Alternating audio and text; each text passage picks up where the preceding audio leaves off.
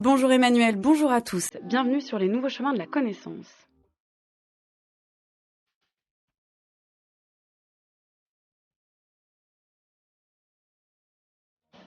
Les nouveaux chemins sont parcourus tous les jours par Antoine Ravon, Marianne Chassor, Samuel Legendre, Tristan Grenassia et Adèle Van Rett de retour au micro dès demain. À la lecture des textes cette semaine, Jean-Louis Jacopin. À la réalisation, Nicolas Berger. Avec à la prise de son aujourd'hui, Claire Levasseur.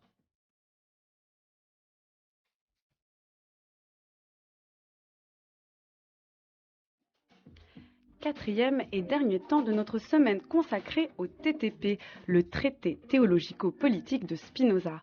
Lundi, avec Maxime Rover, nous avons pu découvrir les conflits entre loi civile et loi sacrée, à la lumière du contexte de rédaction de cet ouvrage paru en 1670, c'est-à-dire 16 ans après l'excommunication de Spinoza de la communauté juive. Mardi, ce sont les martyrs de la raison, ces figures victimes de la censure de l'État qui ne peut mener qu'à sa ruine, que Pascal Sévrac et Ariel Suami ont dévoilé pour nous. Et hier, Chantal Jacquet nous a montré comment le rire, cet affect actif qui soude la communauté, était peut-être la meilleure solution pour que la liberté d'expression s'épanouisse sans pour autant nuire. Mais aujourd'hui, pour tenter de clore ce parcours du TTP, plongeons dans les chapitres 17 et 18 qui explorent les fondements et les dérives de la théocratie, manière de voir en quoi la démocratie est sûrement le meilleur régime politique possible.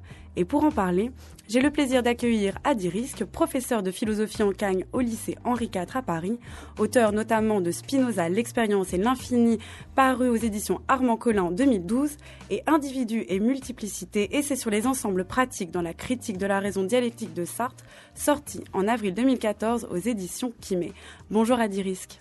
Bonjour. De ton buisson ardent, éternel, tu m'as ordonné de conduire le peuple vers cette montagne sacrée, pour contempler ta gloire et recevoir ta loi. En quoi ai-je manqué pour que tu m'abandonnes? Je suis l'Éternel, ton Dieu.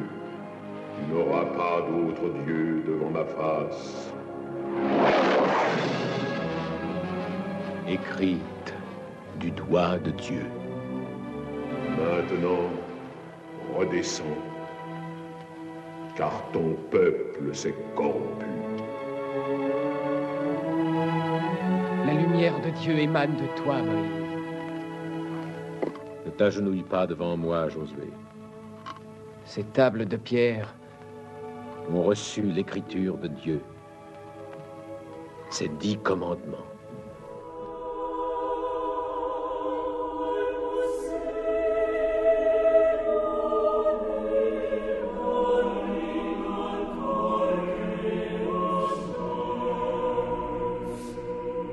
Une fois libérés de l'oppression insupportable des Égyptiens, aucun pacte ne les liant plus à aucun mortel, les Hébreux recouvrèrent leur droit naturel sur toute chose en leur puissance, et chacun pouvait décider à nouveau frais s'il voulait le conserver ou bien le céder et le transférer à un autre.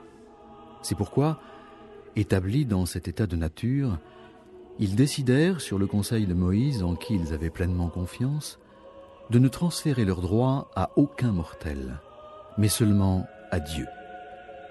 Sans temporiser, tous, d'une seule voix, promirent d'obéir sans réserve à Dieu en tous ses commandements et de ne pas reconnaître d'autre droit que celui que, lui-même, par une révélation prophétique, instituerait comme droit.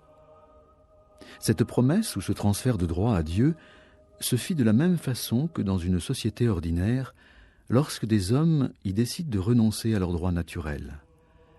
Car c'est par un pacte exprès et par serment qu'ils renoncèrent à leurs droits naturels librement, sans contrainte ni peur des menaces, et qu'ils le transférèrent à Dieu. Puis, pour que le pacte soit ratifié, stable et sans soupçon de fraude, Dieu ne conclut rien avec eux avant qu'ils eussent éprouvé sa puissance admirable qui seule les avait conservés et qui seule pouvait les conserver à l'avenir. Car, par cette unique raison qu'ils crurent que la puissance de Dieu pouvait les conserver, ils transférèrent à Dieu toute leur puissance naturelle de se conserver, que peut-être auparavant ils avaient pensé tenir d'eux-mêmes, et par conséquent tous leurs droits.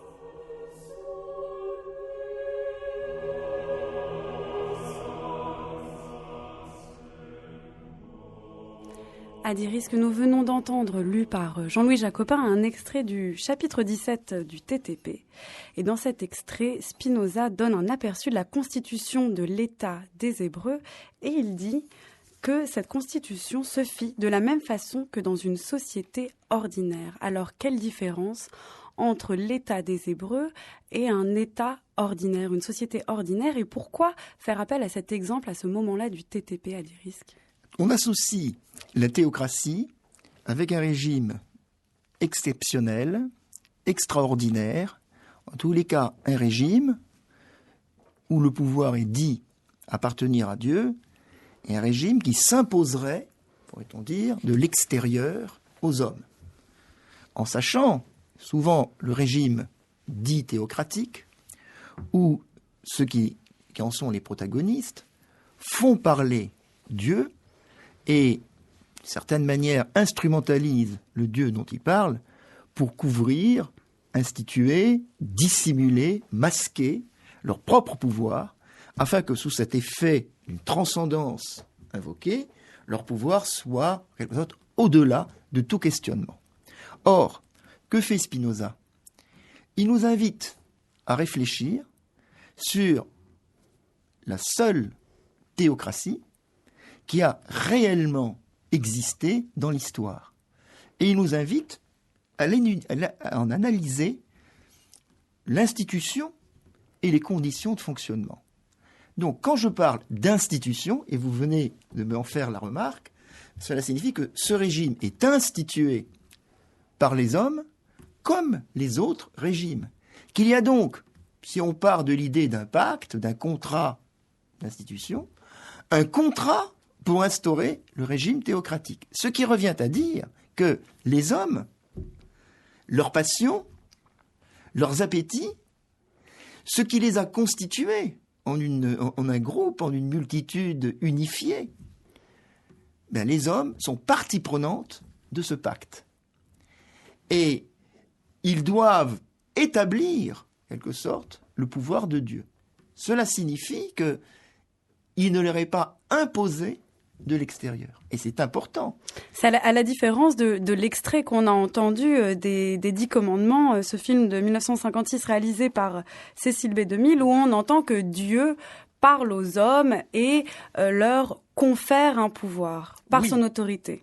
Oui, mais Spinoza sollicite-t-il le texte? Je ne le crois pas, mais montre qu'on peut interpréter comme deux contrats consécutifs ce qui se passe d'abord lorsque les hommes délèguent leur pouvoir à Dieu, et dans un second temps, lorsque, horrifiés par la puissance de Dieu, ils pensent qu'ils ne peuvent pas eux-mêmes s'adresser à lui, et ils instaurent Moïse comme médiateur entre eux et Dieu, et Moïse, effectivement, auquel Dieu va parler. Ce qui fait que Moïse, dans une situation particulière, il est au-dessus des Hébreux, puisqu'il est leur intercesseur auprès de Dieu et que Dieu lui parle. Donc il est comme son représentant auprès des Hébreux, mais d'un autre côté, il n'est que son représentant. C'est-à-dire qu'il n'est que celui qui tient lieu du pouvoir de Dieu, et le véritable pouvoir appartient à Dieu. Alors, pourquoi est-ce que tout cela est important? On sait que Spinoza, au chapitre 16, a établi, disons, une fondation, une institution de l'État à partir des passions individuelles, du désir de coopérer, de la contrainte que les individus exercent les uns à l'égard des autres de fait, parce qu'ils vivent sous le régime des passions. Et l'instauration de l'État est un, comment pourrait-on dire, un processus immanent des passions vers un collectif de pouvoir. Or, la théocratie, en poussant le raisonnement à la limite, ne conteste pas ce schéma d'explication. La théocratie aussi est un régime où la puissance, pourrait-on dire, est transférée des individus à une instance. Ça pourrait être des individus à la société, Mais ici, c'est des individus et de la force des individus ensemble à Dieu. Donc, il y a contrat, il y a transfert, et l'avantage de la théocratie est qu'elle ne conteste pas cette idée, elle ne remet pas en question cette idée que la puissance des individus, ou la puissance immanente aux individus, est transférée. Autrement dit, on ne remet pas en question la logique d'une force inhérente à tous. Ça, c'est le premier point. Le deuxième point, c'est souvent on présente la théocratie comme un régime exclusif, absolu. Or, ce qu'explique Spinoza, c'est qu'il y aurait une illusion où l'on croirait que la théocratie serait une forme de monarchie, éventuellement, appuyée sur la religion. Ça pourrait être le cas, un absolutisme sans contrôle du pouvoir, sous couvert du masque de la religion. C'est un petit peu ce que vous avez dit au tout début, c'est-à-dire que Spinoza, s'il fait aussi intervenir une analyse de la théocratie, c'est aussi en référence au contexte dans lequel il écrit le TTP, et à cette époque, des personnes sont un petit peu fascinées par la théocratie, et en fait c'est une manière de comme vous l'avez dit aussi, de masquer des intérêts qui leur sont propres. C'est aussi, ce qui est en jeu, c'est aussi le pouvoir des doctrines, d'imposer des manières de voir et des opinions. Voilà, le pouvoir des doctrines et un certain recours à la haine théologique pour assurer et conforter le pouvoir. À quoi fait-il allusion? À quelque chose de très simple. Le fait que les frères de Witt, ce qu'on pourrait appeler une sorte de régime républicain libéral existant aux Provinces-Unies, est doublement attaqué par les tenants d'un parti aristocratique qui souhaite établir une monarchie, par des fractions du peuple un peu exclues de cette réussite économique des Pays-Bas au XVIIe siècle, et par les tenants d'une église calviniste assez orthodoxe qui pensent que ce monarque s'appuierait sur le pouvoir exclusif d'une église dont il renforcerait les intérêts. À l'inverse, l'Église conforterait le pouvoir du monarque, et c'est comme ça qu'ils réfléchissent au modèle théocratique. Or, ce que Spinoza va montrer, c'est que le modèle théocratique tel qu'il a existé, c'était qu'au sortir d'Égypte, et on recouvrait leur droit naturel, leur puissance naturelle, les Hébreux veulent instituer un régime, mais un régime où ils conservent cette égalité.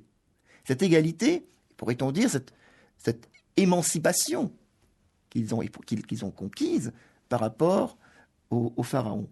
Et donc, dans le régime théocratique, ce qui se produit, c'est qu'on confie le pouvoir à Dieu.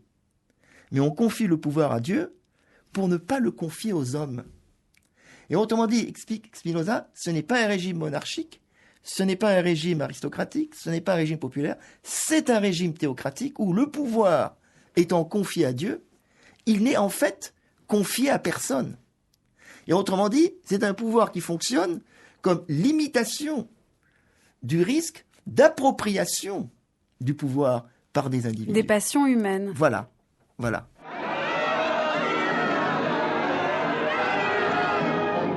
Et les enfants d'Israël s'étaient corrompus, car ils s'étaient fait un dieu d'or qu'ils portaient joyeusement sur leurs épaules en s'écriant « Que ceci soit notre Dieu, ô Israël !» Ils mangèrent le pain de la perversion et burent le vin de la violence. Et ils commirent le péché à la face de l'Éternel en criant « L'image taillée nous a apporté la joie !» Et ils se prosternèrent devant le veau d'or et lui offrirent des sacrifices. La colère et la haine les possédèrent. Et Aaron comprit qu'il les avait entraînés vers la honte.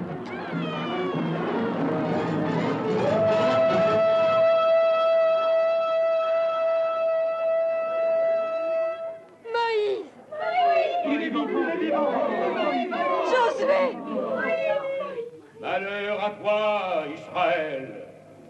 Tu as commis un grand péché à la face de Dieu. Tu n'es pas digne de recevoir ces 10 commandements. Ils sont tous contre toi, Moïse. Il trouve que tu te donnes trop d'importance. Et nous n'avons pas à obéir à tes commandements, nous sommes libres. Il n'y a pas de liberté sans loi. Laquelle, Moïse? La tienne? As-tu gravé ces tables pour devenir le prince d'Israël? Que ceux qui sont pour l'Éternel, que ceux-là viennent à moi. Ceux qui ne vivront pas par la loi périront par la loi.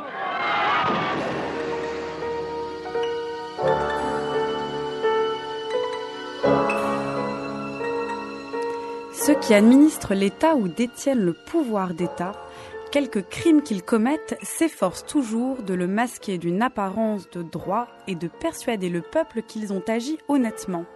Cela leur est facile lorsque toute l'interprétation du droit dépend entièrement d'eux. Il n'est pas douteux en effet qu'ils en tirent une très grande liberté de faire tout ce qu'ils veulent et que leur appétit leur suggère. Et inversement, une grande part de cette liberté leur est enlevée si quelqu'un d'autre détient le droit d'interpréter les lois et qu'en même temps, l'interprétation vraie des lois est si claire pour tous que nul ne peut en douter. Cela montre clairement que les princes des Hébreux se virent retirer la possibilité de commettre bien des crimes par l'attribution du droit d'interpréter toutes les lois aux Lévites qui ne partageaient avec les autres ni l'administration de l'État ni aucune partie du territoire et dont toute la fortune et tout l'honneur dépendaient de l'interprétation vraie des lois. France Culture, le nouveau chemin de la connaissance, Géraldine Mosna-Savoie. Adiris, qu'on vient d'entendre à nouveau un extrait des 10 commandements, donc le film de Cécile B. 2000 réalisé en 1956. Et on a encore entendu un autre extrait du chapitre 17 du TTP de Spinoza. Vous avez dit juste avant qu'on entende ces deux éléments que finalement une théocratie c'était peut-être le meilleur moyen de mettre des limites, une limite extérieure aux hommes, à leurs passions, mais finalement ce qui s'est passé avec la théocratie hébraïque dont parle Spinoza dans ce chapitre 17, c'est qu'en fait le pouvoir a ensuite été confié aussi à des hommes, les Lévites, ce qui a conduit à sa perte, la théocratie. Et en fait Spinoza en vient à partir de cet échec-là à se demander si la théocratie est peut-être un régime politique pérenne, est-il véritablement le meilleur régime politique? Donc Spinoza conjugue une étude de la théocratie dans sa réalité historique et le constat de son caractère caduc et définitivement dépassé. C'est le premier enseignement. Le deuxième enseignement, il montre que la théocratie, c'est ce qui peut fonctionner dans des limites de faiblesse, dans des limites de passion triste, pour tenter de rendre possible une obéissance à la loi, autrement dit de contenir les passions populaires et le risque de rébellion, et de contenir la passion de domination des dirigeants. Ce qui fait que, ce qui est particulièrement intéressant, c'est que Spinoza révèle que la théocratie a fonctionné sous la modalité d'un contrôle du pouvoir, d'un contrôle et d'une limitation du pouvoir. Moïse eût-il désigné lui-même son successeur, ce successeur aurait été une sorte de roi muni de tous les pouvoirs. Il ne l'a pas fait. Et qu'est-ce qui a été institué?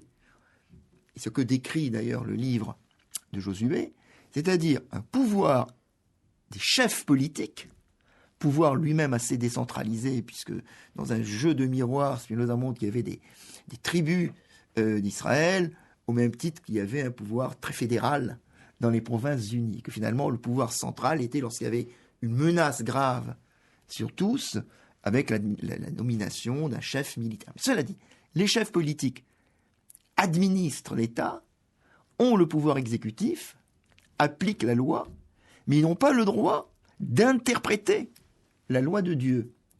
Laquelle interprétation de la loi de Dieu, telle qu'elle est révélée, est confiée aux prêtres. Mais lesquels prêtres peuvent, s'ils sont consultés, livrer une interprétation, mais ils la livrent aux chefs politiques qui, eux, peuvent en tirer des conséquences exécutives sur le plan d'une politique. C'est-à-dire que les chefs politiques ne peuvent pas instrumentaliser la religion à des fins propres, et les pontifes ne peuvent pas revendiquer un pouvoir politique à partir de leur rapport à la loi. Mais là, vous parlez de séparation entre... D'une limitation réciproque. D'une limitation... Et d'une séparation, pourquoi pas, on peut d'une séparation des pouvoirs, oui. Mais finalement, chez Spinoza et dans le TTP, ce qui est défendu par Spinoza, c'est aussi un contrôle du pouvoir ecclésiastique par le pouvoir politique. Or là, on n'est pas dans une limitation réciproque, on est quand même sur un contrôle, un pouvoir. Le pouvoir politique surplombe le pouvoir des ecclésiastiques. C'est d'ores et déjà le cas, c'est-à-dire qu'ils ne peuvent pas parler sans être consultés, et le dernier mot vient au pouvoir politique. Ce que Spinoza va expliquer, c'est que si le pouvoir politique est faible, si le pouvoir politique abuse, il peut prêter le champ, à ce moment-là, à une intervention plus grande des prêtres, et donc il a tout intérêt, en quelque sorte, à conserver une certaine légitimité, proprement politique, une certaine force, pour assurer la pérennité de son pouvoir.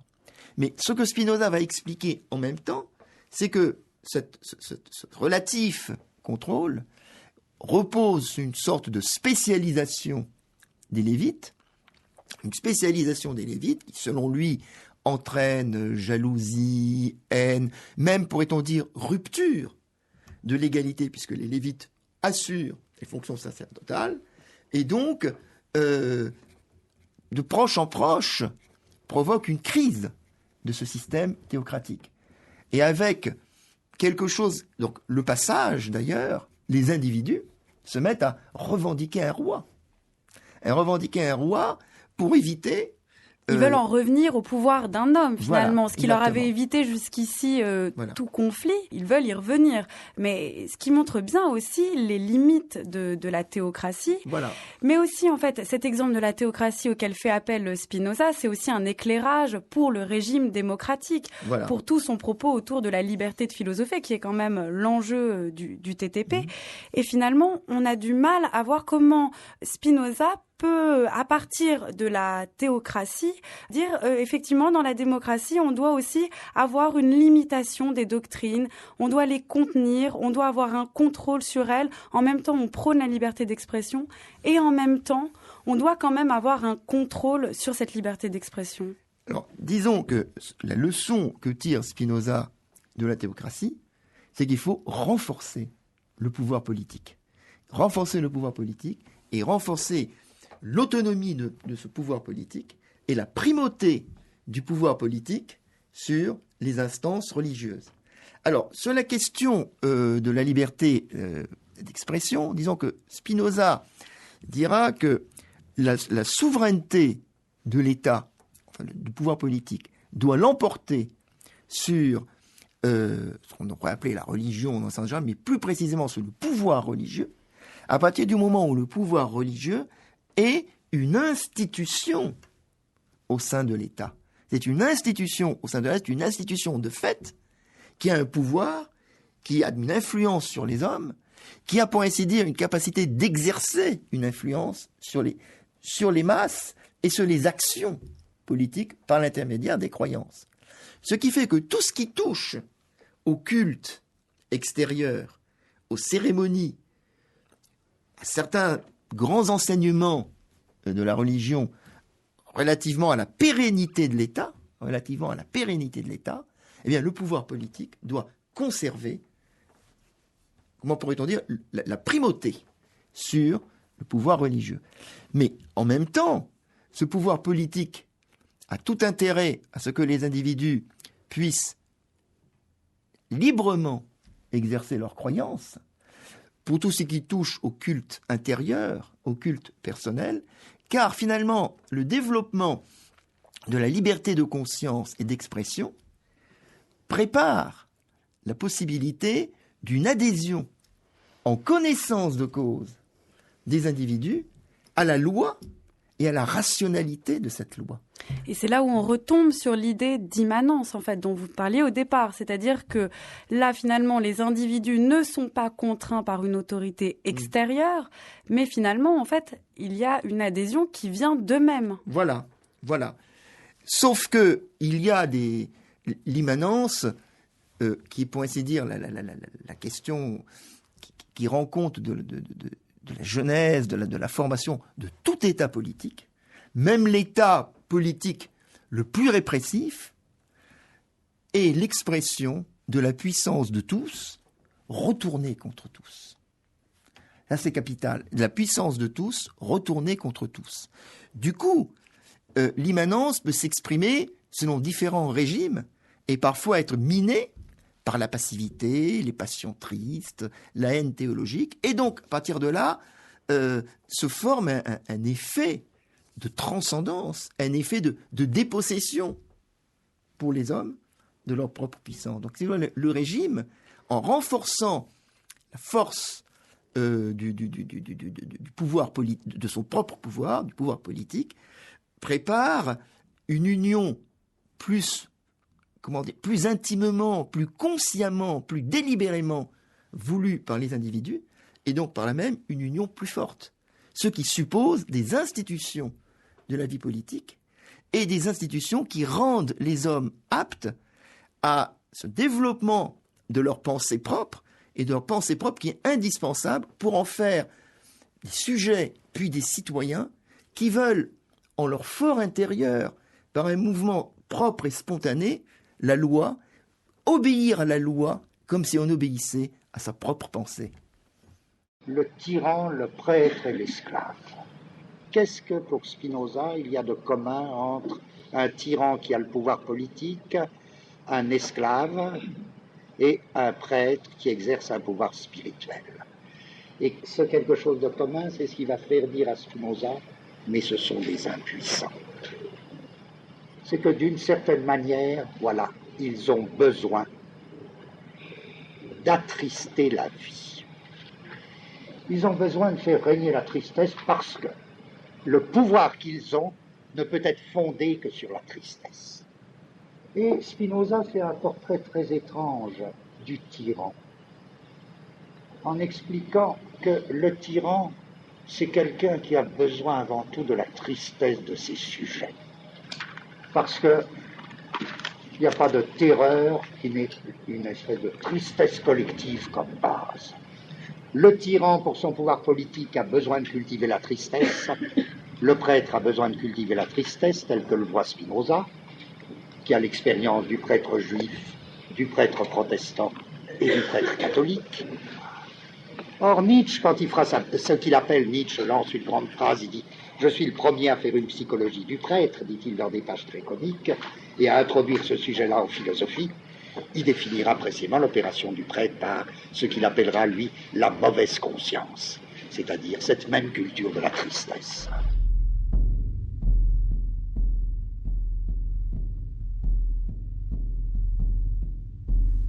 Il faut voir de quelle façon le peuple était contenu. Mais cela aussi, les fondements de l'État l'indiquent très clairement, car si l'on veut bien y prêter attention un instant, on verra aussitôt qu'ils ont dû faire naître dans l'âme des citoyens un amour si rare que rien n'était plus difficile que de leur mettre dans l'esprit de trahir la patrie ou de lui faire défection. Tous, au contraire, ont dû être dans une disposition telle qu'ils préféraient la mort plutôt que de souffrir un pouvoir étranger. Car après avoir transféré leurs droits à Dieu, ils crurent que leur royaume était le royaume de Dieu, que seuls étaient les enfants de Dieu et que les autres nations étaient les ennemis de Dieu. Aussi leur portaient-ils une haine extrêmement forte, car ils croyaient que cela était pieux. Rien ne pouvait leur être plus insupportable que de jurer fidélité à un étranger et de lui promettre obéissance. Et ces deux sentiments, piété et haine envers les autres nations, étaient nourris et entretenus par le culte quotidien, si bien qu'ils durent se transformer en une seconde nature.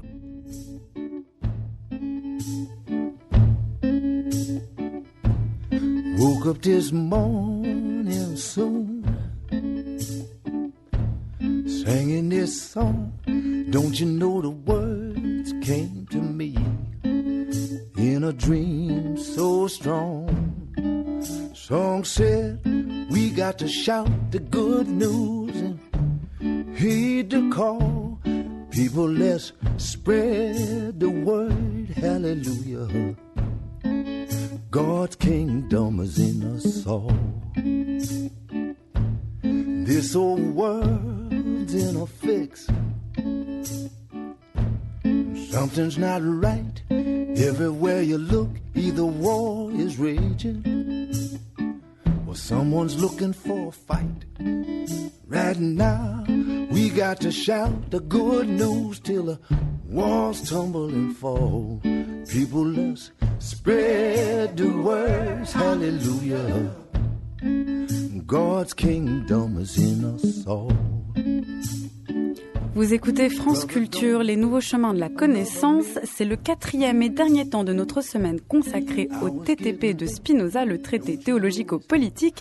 4e temps pour élucider la théocratie et son rapport à la démocratie, en compagnie d'Adi Risk, professeur de philosophie en Cagne au lycée Henri IV à Paris et auteur notamment de Spinoza, l'expérience et l'infini, paru chez Armand Collin en 2012, et Individu et multiplicité, essai sur les ensembles pratiques dans la critique de la raison dialectique de Sartre, sorti en avril 2014 aux éditions Quimet. Sisters help the men folks learn to forgive. Peace is the way. Let's walk the talk and teach our children every day. With one voice, we got to shout the good news in the schools, in the meeting halls. People, let's spread the word, hallelujah. God's kingdom is in us all. Adi Risk, c'est la voix de Gilles Deleuze qu'on a entendu à l'instant, un cours qu'il a donné à Vincennes le 9 décembre 1980 sur Spinoza, dans lequel il évoquait le fait que Spinoza désigne le tyran comme celui qui entretient les passions tristes. Et juste après, j'ai lu un extrait du traité théologico-politique de Spinoza, toujours le chapitre 17, où on voit comment, dans la théocratie, c'est aussi des passions tristes qui priment, à savoir piété et haine envers les autres nations. Alors est-ce que c'est ça qui empêche la théocratie de prospérer, Adi Risk, à savoir cet entretien des passions tristes? Nous pouvons très bien mettre en rapport le texte de Spinoza et le propos de Deleuze. Propos de ce que dit Spinoza. On a tenu et on a contenu les passions populaires, on a empêché le peuple de se rebeller en faisant usage, effectivement, des passions tristes. Passions tristes qui consistent en ce que la théocratie est un pouvoir qui recourt à l'impuissance pour maintenir l'ordre et la stabilité. Mais ce qui revient à dire que ce recours à l'impuissance, et alors, de manière plus générale, tout pouvoir tyrannique, a une contradiction interne, c'est que ce recours à l'impuissance l'affaiblit et le mine. Prenons l'exemple de la théocratie. Bien, il y a une sorte de réussite, entre guillemets, savoir que la ritualisation de l'existence, l'égalité, le fait que les croyances accompagnent les gestes de tous les jours, que par là même, servir Dieu, c'est servir l'État en même temps. Vous allez avoir un patriotisme indéfectible, chacun se sentant partie prenante de cet État dont Dieu est le gouvernant suprême. Ce qui revient à dire que les armées de cet État se diront les armées de Dieu. Donc vous avez une sorte de grand pouvoir d'intégration et d'unification, mais qui se paie d'une impuissance des individus. Et de manière très, très concrète, cette haine de l'étranger, cette haine des autres États, empêche, par exemple, les échanges. Et Spinoza invite ses contemporains à méditer. Un État théocratique est un État fermé. Un État cloisonné. Cloisonné. Donc, à terme, un État qui ne peut se maintenir qu'en affaiblissant ces individus. Même si ces mêmes individus, comme le dit Spinoza dans une phrase prodigieuse, en arrivaient à vivre cette existence ritualisée comme une liberté. Parce que finalement, elle ordonne, cette existence ritualisée, tous les détails de la vie, et finalement d'un ordre qui est tellement intériorisé qu'il se met à aller de soi. Mais il va de soi qu'un tel régime ne peut pas résister à des échanges beaucoup plus ouverts et ne peut pas développer en son sein les lumières de la raison. Et se voit même exposé à une radicalisation de croyances ou de passions religieuses toutes les fois qu'il y a du mécontentement. Le mécontentement pouvant passer par des représentations religieuses qui accentuent les clivages et qui rendent, pour ainsi dire, les solutions politiques impossibles. Du même coup, et en rapprochant cela de ce que dit Deleuze, on comprend très bien la fin du texte, qui est une fin sur la liberté d'expression, où Spinoza essaie de développer une idée, ce qu'elle y reviendra plus tard, c'est que les régimes de liberté, ou les régimes démocratiques, en un sens qu'il faudra encore définir et approfondir, ne sont pas préférables pour des raisons morales ou juridiques ou autre chose, mais pour une raison très simple, ils sont plus forts, ils sont plus puissants. Est-ce que c'est des raisons bassement utilitaires ? Non, ce sont des raisons que le développement des appétits des individus est d'autant plus fort que les individus en connaissance de cause s'unissent et d'être unis augmente la capacité de réaliser leurs désirs et leur propre puissance d'individus associés et peuvent, du même coup, s'unir davantage, rationnellement, et sur des lois qu'ils comprennent. Donc, c'est peut-être quelque chose d'utilitaire, mais il ne faut pas comprendre l'utilité en un sens restreint. Il y a une dynamique de l'utilité. C'est-à-dire que par utilité, je peux en arriver à comprendre qu'autrui, que l'autre homme est un Dieu pour l'homme. Autrement dit, l'utilité pousse à augmenter sa propre puissance en s'unissant aux autres et en voulant la liberté des autres. Ce qui fait que cette utilité pensée dynamiquement, selon une logique d'affirmation de la puissance, dépasse ce clivage un peu étroit de l'altruisme et de l'égoïsme. Finalement, Spinoza, à la différence de toutes les conceptions libérales qu'on connaît des théories politiques, ne va pas faire de la liberté, ne va pas défendre la liberté comme un droit normatif, abstrait, qu'on devrait protéger, séparer, mais au contraire va en faire quelque chose de l'ordre de la puissance réelle. Donc c'est un droit réel dans ce sens-là. Un droit qui en fait augmente une puissance, ce qui fait écho avec l'idée du conatus, du fait de persévérer dans son être, de sans cesse être dans une dynamique.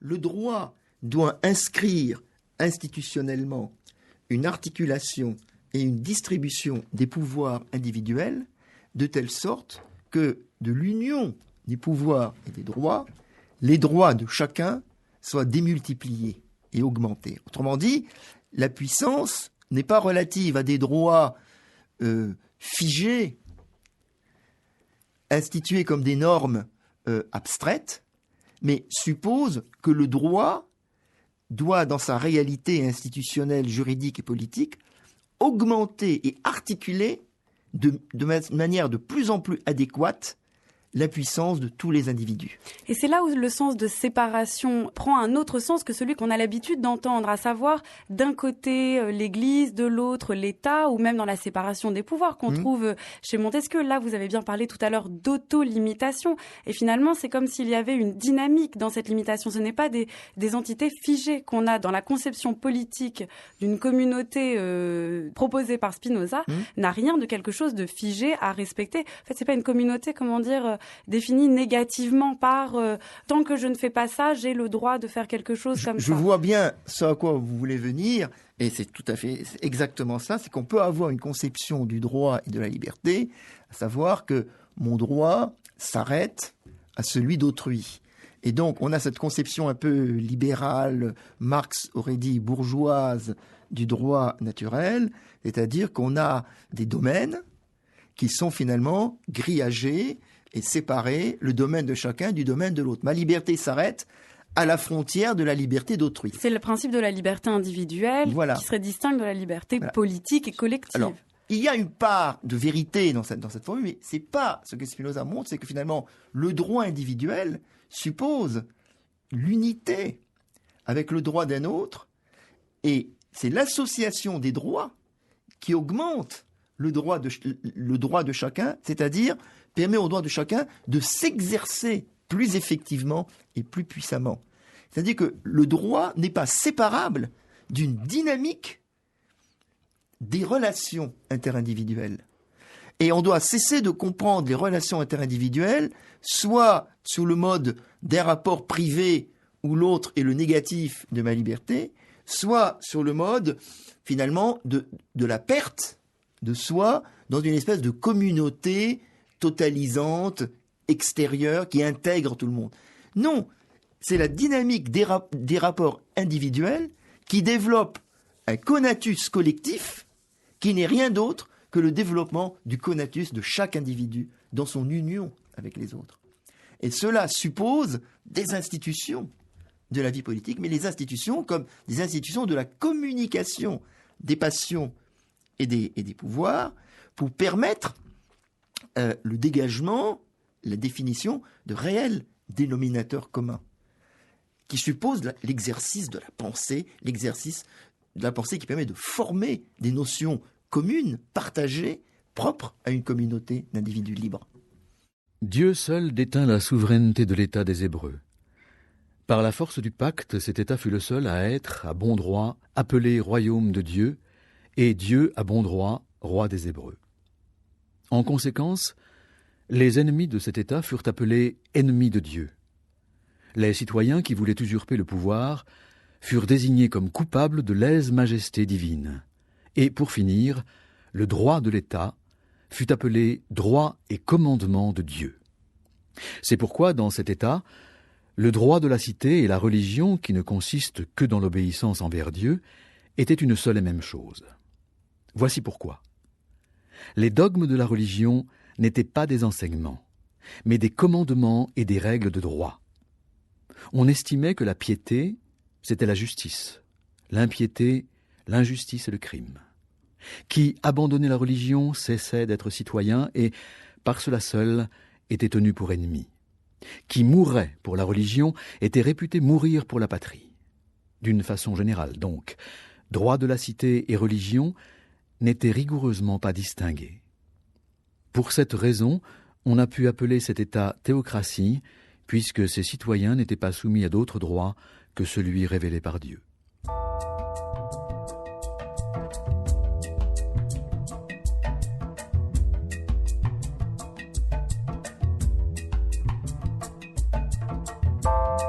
Adiris, qu'on revient à la théocratie et au TTP, à ce fameux chapitre 17, mais c'est pour mieux comprendre un petit peu ce que ce chapitre 17 peut nous enseigner sur la démocratie. C'est-à-dire que cette définition scientifique que propose Spinoza de la théocratie, à savoir l'identification de Dieu et de l'État, lui permet finalement aussi de tirer des enseignements pour la démocratie.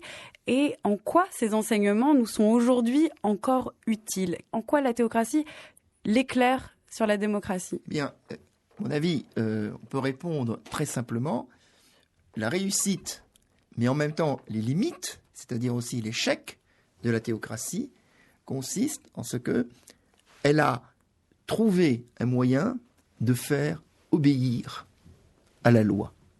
Et de faire obéir à la loi par le jeu de la croyance, par le jeu du rapport à un être transcendant, qui amène effectivement à une intériorisation vécue de l'obéissance dans des pratiques, dans des conduites. Si je me rebelle, c'est comme si je me rebellais contre Dieu. Si je trahis en quittant cette communauté à laquelle j'appartiens, c'est comme si je faisais sécession, non pas à l'égard d'une communauté, mais à l'égard de Dieu. Autrement dit, une puissance d'intégration et le fait d'amener les individus à obéir. Mais au prix de passions tristes, de limitations, qui font que cette obéissance se paie par une certaine impuissance, par un prix de l'impuissance des passions tristes, et de surcroît par des risques de contradiction provoque des passions tristes. Ce qui ramène à dire ceci: la démocratie, c'est une obéissance qui doit se confondre avec l'exercice par chacun de sa liberté et de l'affirmation de sa puissance. C'est-à-dire que l'horizon de développement et l'horizon d'adéquation du régime démocratique, c'est une discipline et une volonté de s'unir qui naît du bénéfice d'une coopération qui augmente la puissance de chacun par sa liaison avec la puissance de tous et qui amène à une discipline qui est consentie, voulue, comprise. Ce que je veux dire, à obéir comme on obéit à une pensée vraie, et pas comme on obéit parce qu'on se soumet effectivement à une autorité transcendante. Mais finalement, le tableau que fait Spinoza de la politique dans le traité théologico-politique est bien triste. On se demande si la démocratie elle-même, la politique, n'est pas vouée à ne partir que des passions tristes des hommes, qu'à ne régler des conflits entre des hommes qui se disputent, qui se déchirent. Il y a aussi une forme de pessimisme quand même dans ce texte. Ce qui est certain, c'est que ce n'est pas un optimisme lié à une logique finale, à la logique d'un progrès qui irait vers le meilleur. Il est vrai également que la raison elle-même ne peut pas se séparer de passions, et les passions qui demeurent la couche fondamentale des conduites politiques. Cela dit, il y a des passions tristes, il y a des passions joyeuses, il y a des passions qui poussent à la haine, à la division, il y a des passions qui favorisent le développement de la raison, de la solidarité. Et ce sont ces passions qu'un régime doit cultiver pour pouvoir renforcer une solidarité, et une solidarité qui passe par le développement d'un appétit rationnel et de la capacité de former rationnellement un consentement à une loi commune. Mais le problème, c'est la relativité. Un des grands problèmes de philosophie politique actuelle, à savoir comment on allie, d'un côté, des conceptions du bien qui sont diverses, liées à des cultures différentes au sens large du terme, et une conception du vrai. Souvent, les deux sont complètement dissociés. D'ailleurs, on préfère les dissocier pour éviter tout problème. Oui. D'ailleurs, Spinoza, dans le traité théologico-politique, se pose cette question lorsque, par exemple, il répond à des personnes qui diront « Au nom d'une religion ou au nom d'une croyance, nous devons pouvoir critiquer, voire refuser la loi de l'État. » En disant que la loi de l'État est scélérate ou indigne ou perverse eu égard à la loi de Dieu. Donc ils opposent la loi de Dieu à la loi de l'État. De rechef, comme le dit Spinoza, la loi de Dieu introduit de la relativité, puisque les hommes se disputent sur ce qu'est la loi de Dieu. Elle introduit la plus grande relativité et en même temps que le plus grand fanatisme. Et il oppose ceci aux gens qui raisonnent ainsi: faisant ce que vous faites et disant ce que vous énoncez, vous affaiblissez l'une des promesses les plus fondamentales du royaume de Dieu, faire que des hommes puissent vivre dans la concorde parce qu'ils sont d'accord sur quelque chose de commun. Or, la politique n'est pas relativiste, la politique, elle est le sens du commun qui lie les hommes.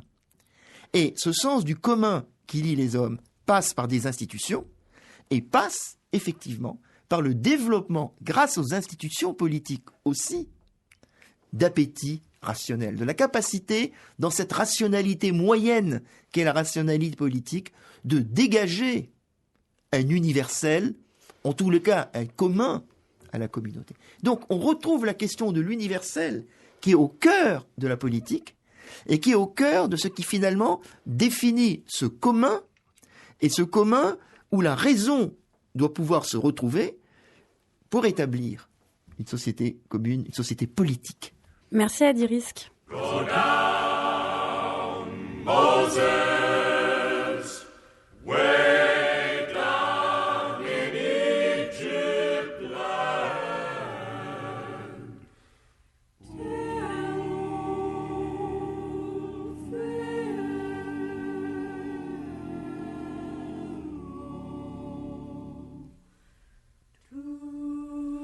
Let my people go.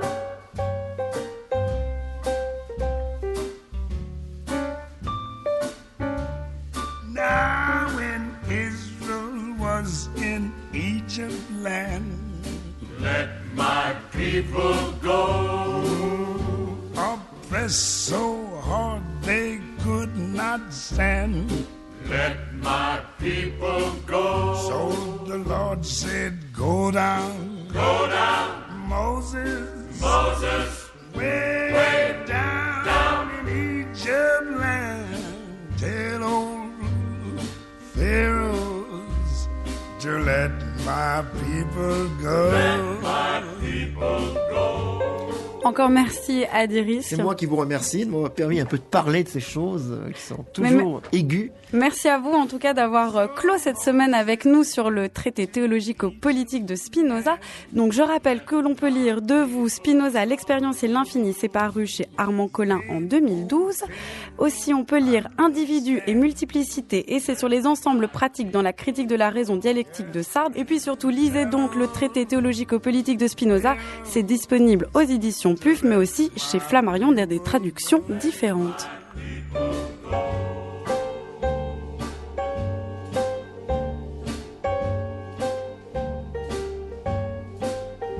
Thus spoke the Lord, bold Moses said, let my people go. If not, I'll smite your firstborn dead.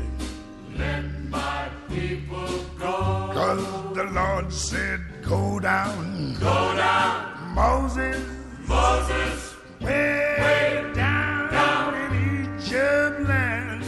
Tell old Pharaoh to let my people go.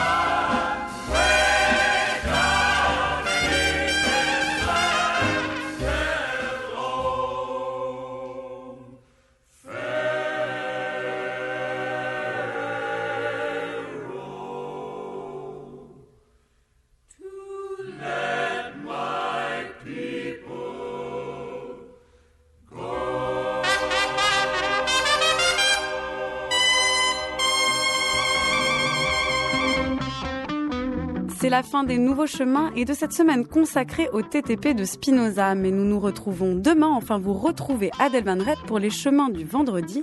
Nous vous proposerons de découvrir ou de redécouvrir une discussion entre Adèle Van Rett et le philosophe Étienne Balibar, diffusée pour la première fois en février dernier.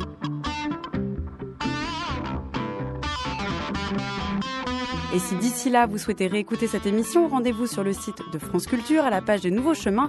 Vous y trouverez toutes les références bibliographiques et musicales du jour. Et surtout, vous pourrez l'écouter en ligne pendant 1000 jours et la télécharger, c'est-à-dire la podcaster pour l'écouter pendant 1 an. Rendez-vous également sur les pages Facebook et Twitter des Nouveaux Chemins où toute l'équipe met en ligne l'émission du jour. Vous écoutez France Culture, il est 10h54, c'est-à-dire l'heure de retrouver Christophe Onodibio pour le temps des libraires, suivi à 11h de Culture Monde par Florian Delorme.